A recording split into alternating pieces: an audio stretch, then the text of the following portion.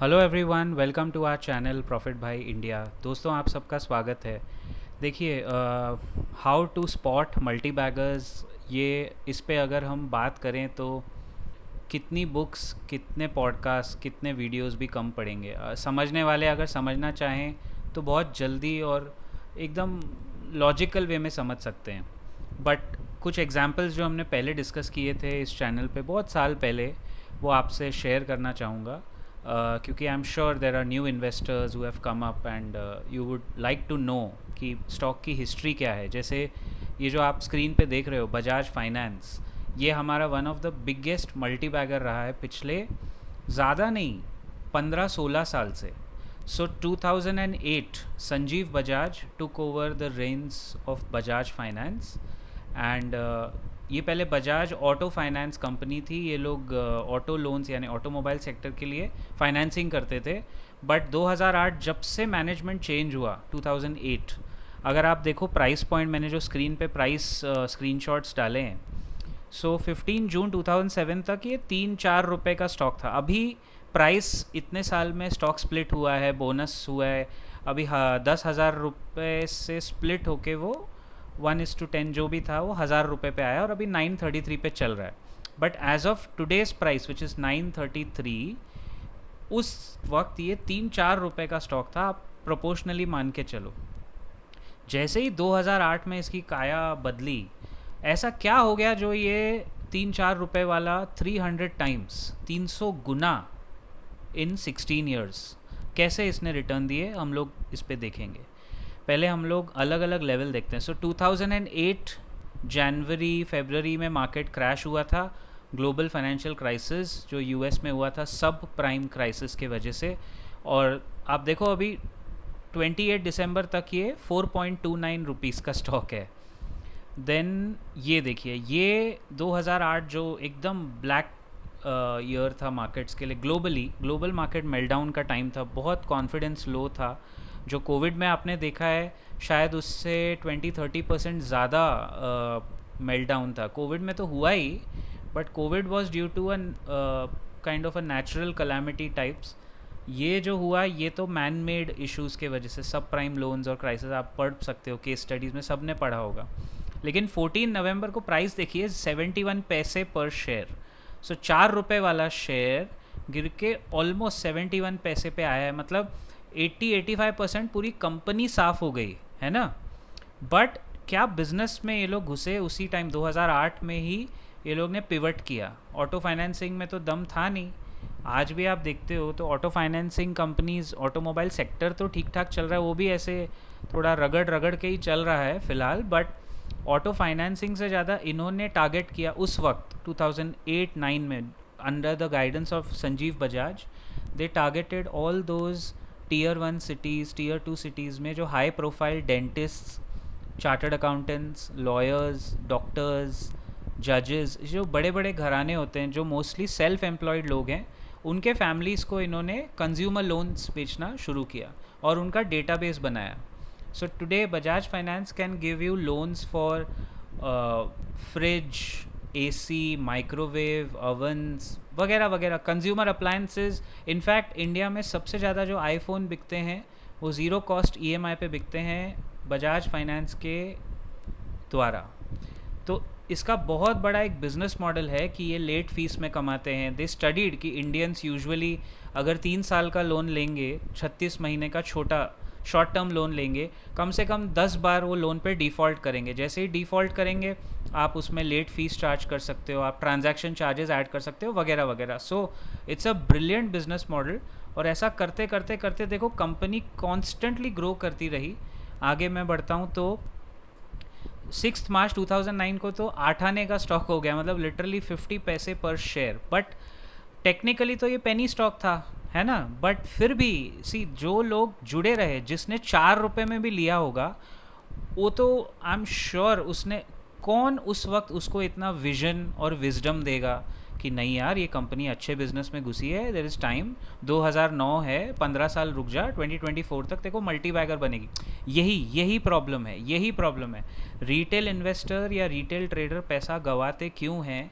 क्योंकि आप हमेशा शॉर्ट टर्म में ओवर एस्टिमेट करोगे और लॉन्ग टर्म गेन्स को अंडर एस्टिमेट करोगे। आज अगर आपको कोई ऐसा स्टॉक मिल भी जाए जो ये आपको बोला जाए कि 15 साल इसको होल्ड कर ले, देख तेरे 300 गुना, 300 गुना तो बहुत बड़ी बात है, बट 100 बैगर मिलना भी बहुत मुश्किल है, दैट्स अ मल्टी बैगर।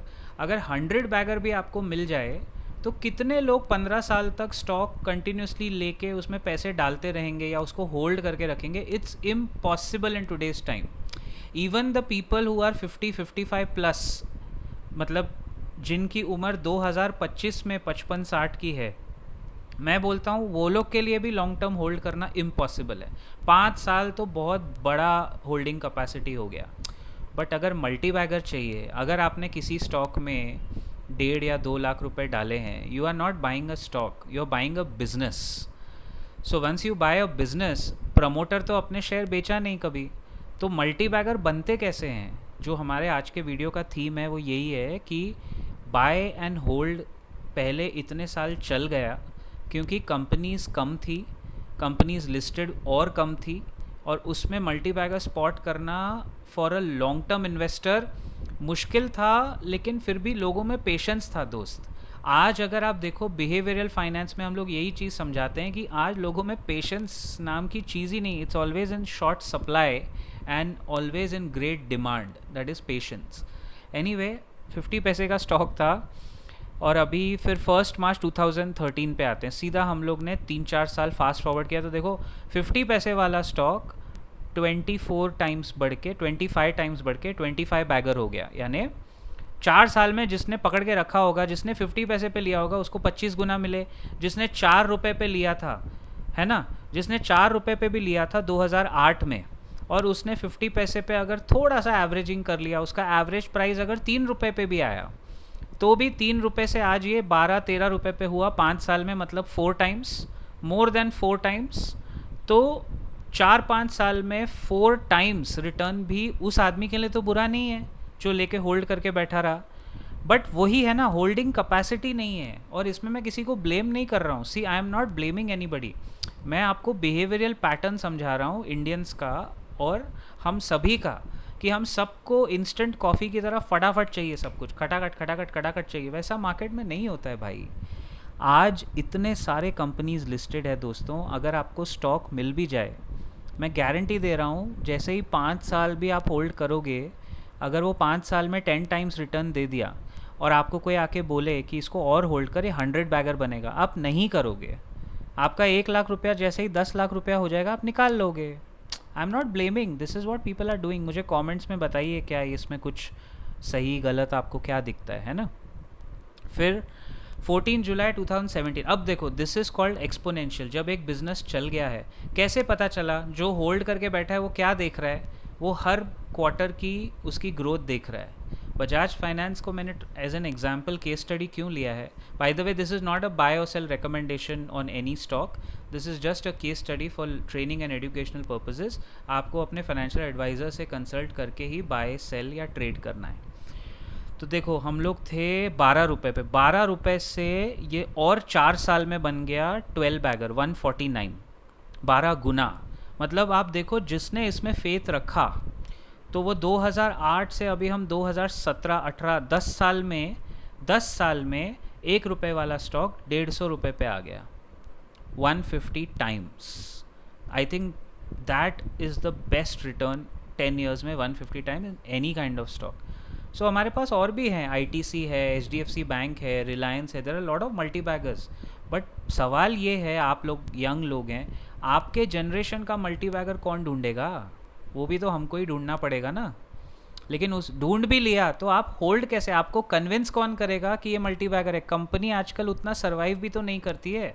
इसीलिए मेरा रुझान हमेशा म्यूचुअल फंड्स पे रहता है कि आप बड़ा ट्रिपल सेंचुरी मारने के चक्कर में जो हाफ सेंचुरी या सेंचुरी बन रही है लॉर्ड्स में, वो क्यों छोड़ना चाहते हो? हर कोई तो वीरेंद्र सहवाग नहीं हो सकता ना, जो 295 पे आके भी छक्का मारे। उतना जिगरा किसी के पास है नहीं। और मार्केट में जिगर से ज़्यादा दिमाग की ज़रूरत है। आपके पास पेशेंस होगा ना, तो पेशेंस इज़ इक्वल टू जिगर। If you are highly patient, if you are very mentally sorted, if your analysis is correct, अगर आपको भरोसा है, तो तो पैसे तो बनते हैं, लेकिन उसके लिए बाय एंड होल्ड में मैंने कभी किसी का नुकसान होते हुए नहीं देखा in mutual funds. And mutual funds give you SIP option, तो उसमें तो मैंने कभी नहीं देखा है कि किसी ने 15 साल होल्ड किया होगा। एक मीडियोकर म्यूचुअल फंड भी होगा, वो भी आपको 16-17% कंपाउंड रिटर्न दे के जाएगा 15 साल। The holding capacity I am talking is 15 साल। एनीवे 14 जुलाई 2017 150 रुपया। फिर अब हम लोग आते हैं दूसरे। अब तो आप देख ही रहे हो 933 पे हो गया है। अब इसके आगे तो वो बढ़ते बढ़ते बढ़ते बढ़ते हो गया इसका काफ़ी अच्छा, और कंपनी अभी भी चल रही है, वैल्यूएशन अभी भी ठीक है। Now I will show you an example of a stock जो हमारे एक ट्रेनी थे, मैं उनका नाम हमेशा लेता हूँ, भाविक तोरावणे। उन्होंने आइडेंटिफाई किया था और वो मेरे पहले स्टूडेंट रह चुके हैं, तो I have to give him credit again for this. Refex industries, उन्होंने ये मेंबर्स सेक्शन का ट्रेनिंग प्रोग्राम सबसे पहले फर्स्ट 10 जो ट्रेनिंग प्रोग्राम्स साइन अप हुए थे उसमें भाविक था मेरे साथ, एंड वेरी शार्प गाय। मेरे को याद है रीफेक्स इंडस्ट्रीज़ उस टाइम 5 रुपये का था, 5। ये जो आप देख रहे हो ना 30 अक्टूबर 2020 जो मैंने पकड़ा है, 9 रुपये की चीज़ है, देखो 9 रुपीज़। ये अभी की बात है। बजाज फाइनेंस तो चलो हो गए 15 साल 16 साल पहले, ये तो अभी कोविड में जब गिरावट आई है ना। भाविक वॉज, मैं क्रेडिट उसको दूंगा, he was the guy who told कि सर ये देखो, ये जो बिज़नेस में है, जो आपने ही हमें बताया बिज़नेस स्पॉटिंग वगैरह वगैरह, ये 5 रुपये की चीज़ 3 रुपये 4 रुपये 5 रुपये पे लटकती थी जुलाई 2020। अक्टूबर आते आते 9 रुपये पे हुई, और आज 52 वीक हाई इसका है 600। मतलब 5 रुपये वाली चीज़ लिटरली 5 साल में मल्टी बैगर हो गई 120 टाइम्स टच करके। अब ये 442 पे चल रहा है। अभी रीफेक्स मेरे हाथ से, I have no guilt in admitting that हमारे हाथ से ये छूट गया। 2-3 लोगों को मैंने कहा था ये अच्छी कंपनी है, बट खुद इसमें इन्वेस्ट हम नहीं कर पाए। ऐसा भी होता है क्योंकि गलतियाँ हमसे भी होती है। 5 रुपये पे किया था, लेकिन I think when this was 50 rupees और समथिंग, मैं खुद भुक्त भोगी हूँ भाई। हम लोग सब गलती कर चुके हैं, इसलिए आपको बोल रहे हैं ना कि अगर आपने मल्टी बैगर स्पॉट किया है तो जल्दी निकलने का कोई फ़ायदा नहीं है। अभी तो 442 पे चल रहा है, बट ये कंपनी करती क्या है। सो माई एजेंडा टुडे वाज कि कैसे स्पॉट किया जाए कि ये सेक्टर चलेगा। अब इसका बिजनेस देखिए, Refex industries specialises in trading eco friendly refrigerant gases, यानी हर रेफ्रिजरेटर के पीछे जो गैसेस होती हैं, ये बेसिकली शुरुआत इन्होंने वहाँ से की। And providing comprehensive solutions for the responsible coal procurement and ash disposal, ये बिजनेस वर्टिकल इन्होंने बाद में शुरू किया है बाय द वे। और आज अगर आप की पॉइंट्स में नीचे देखोगे, in business verticals number 1 business vertical which is giving them 93%, I think 93% of their revenue is actually coming from this. This is ash and coal handling business. The company entered into this business in 2018, काफ़ी बाद में, offering services for the processing and disposal of ash and coal जो India में बहुत मात्रा में है. It is the largest organized player in ash handling in India, managing 50,000 metric tons of ash daily. ये सब चीज़ें जब आपको मिलती है ना, कि कोल तो जाने वाला है नहीं हमारे पावर जनरेशन प्रोसेस में, और उसको हैंडल करने वाली ये कंपनी है। In FY24 it receive significant tenders from NTPC and state run power plants for ash disposal. Other clients are UltraTech cement, Adani, ACC. It caters to 19 plus power plants operated across MP, Karnataka, Chhattisgarh, Bihar, Maharashtra etcetera. अब ये problem क्या है, ये हाथ से जो एक बार चीज़ छूट जाती है ना, जब आप देखते हो कि यार ये तो 5 रुपये का था, ये तो हमने इसको खा के इसको फेंका हुआ है, तो अभी 440 पे दोबारा एंट्री लेने में आपको हमेशा साइकोलॉजिकली कोई ना कोई चीज़ रोकेगी शायद. बट जो अभी ये स्टॉक देखेगा उसके लिए तो ये ट्रेडिंग स्टॉक हो गया. वो देखेगा कि भाई 200 डेमा कहाँ है, 50 डेमा कहाँ है, बुक वैल्यू क्या है, स्टॉक का पी थोड़ा हाई है 30 का है, बट ROE अच्छा है, तो अब तो ये सपोर्ट ले रहा है 50 डेमा पे, बट अब ये ट्रेडिंग स्टॉक हो गया. Again please to all of you watching this, इस वक्त मैं रीफेक्स को बाय करने के लिए बिल्कुल नहीं कह रहा हूँ. रीफेक्स को it is just an example कि जो 5 रुपये वाली चीज़ 600 तक गई, वो कैसे, क्योंकि वो जो बिज़नेस ये कर रहे हैं उसमें ये लीडर हैं. It is the largest organized player in their core business and it's a mandatory requirement, क्योंकि ये कोई ऐसा बिजनेस नहीं है कि सरकार के कुछ करने से ये बंद हो जाएंगे। इसीलिए कंपनी ग्रो हुई, इसलिए भाविक ने ये आइडेंटिफाई किया और मैं क्रेडिट उसी को दूंगा, क्योंकि अच्छा लगता है मुझे जब अपने लोग जो सीखते हैं वो आगे बढ़ जाएं। और I hope he must be holding this, जो होल्ड करके बैठा है वही कमाएगा ना भाई। देन आगे बढ़ते हैं। It holds the 6th position among the top power industry players by volume of electricity. So power trading में भी इनका 1% रेवेन्यू आता है। रेफ्रिजरेंट गैस जो एक्चुअली इसका कोर था एक ज़माने में, उसमें प्रोमिनेंट सप्लायर है HFG रेफ्रिजरेंट गैसेस का, बट उनके बिजनेस का अभी ये सिर्फ 4% कॉन्ट्रीब्यूटर है।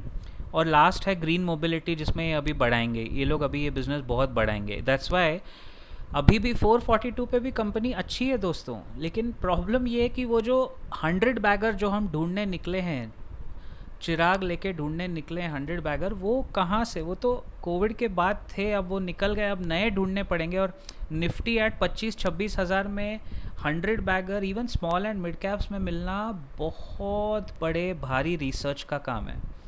मैं अपने मेंबर्स सेक्शन में यही कोशिश करता हूँ कि उनको हम लोग ऐसी चीज़ें स्पॉट करें जो अल्टीमेटली 10 साल में भी अगर 100 बैगर बन जाएं तो काफ़ी बड़ा रिटर्न हो गया ना, आपके 1.5 लाख रुपए 1.5 करोड़ हो जाएं। ऐसी कोई चीज़ स्पॉट करना, it's not difficult, but I mean it's not impossible, but it is difficult, क्योंकि 5 साल गुजर चुके हैं। और ये तो 5 साल में 100 बैगर हो गया यार, 5 क्या 3-4 साल में टच्ड 600, सोचो।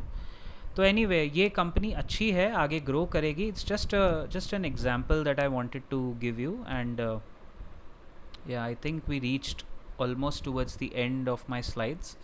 तो गाइज इस तरह ऐसे कुछ कुछ सेक्टर्स जो मैं वापस आपको बोलना चाहूँगा, सोलार एनर्जी, रिन्यूएबल सेक्टर, ये ऐश एंड कोल का तो अभी चलो एक मैंने ढूंढ के निकाला, मेरे को भी मेरे स्टूडेंट ने, भाविक ने बताया, तो मेरे को ये सेक्टर पसंद आया। बट ऐसे ढूंढ के जौहरी वाला काम है, हीरा ढूंढना बहुत मुश्किल है, उसके लिए आपको मार्केट का जौहरी बनना पड़ेगा, you know. So let's collectively try and spot these kind of things together. And